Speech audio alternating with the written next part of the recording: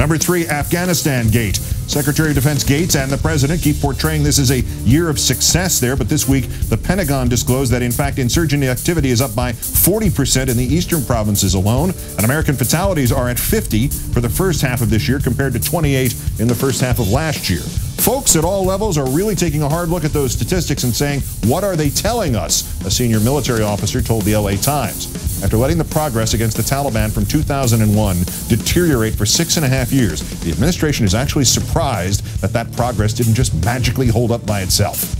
Number 2, Gitmo-gate. The CBC, Canadian Broadcasting, asked the lawyer for a former enemy combatant named Huzaifa Parhat, a Chinese national, how his client felt about the Supreme Court ruling that those guys weren't enemy combatants anymore and did have the right of habeas corpus after all. The lawyer's response: my client doesn't know about this ruling because I'm not allowed to tell him. He's sitting in solitary confinement today. He has no idea what's happened as far as I know.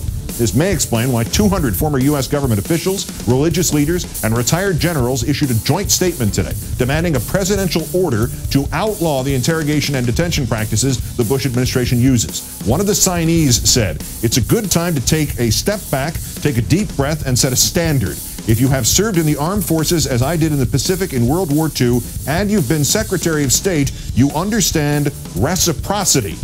Which ex-Secretary of State said that? George Shultz, Secretary of State for Ronald Reagan. Number 1, Rovegate. Any remaining doubt about this man's mental state should be erased by this development. On Fox News, Karl Rove complained that the New York Times used the name of a CIA agent, Deuce Martinez, who was never undercover and never used an alias, and who interrogated Khalid Sheikh Mohammed. Basically, Rove belched, it sounded to me like they were saying, we put his name out there because we decided we could.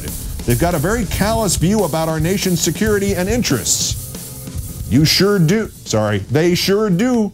Seriously, Rove? You gave up Valerie Plame, CIA agent, to Matt Cooper, per Cooper's testimony. You confirmed she worked at the CIA to Robert Novak, per Novak's writing. And the Times has a very callous view about our nation's security and interests? Your concern, Mr. Rove, is a little bit more troublesome than that.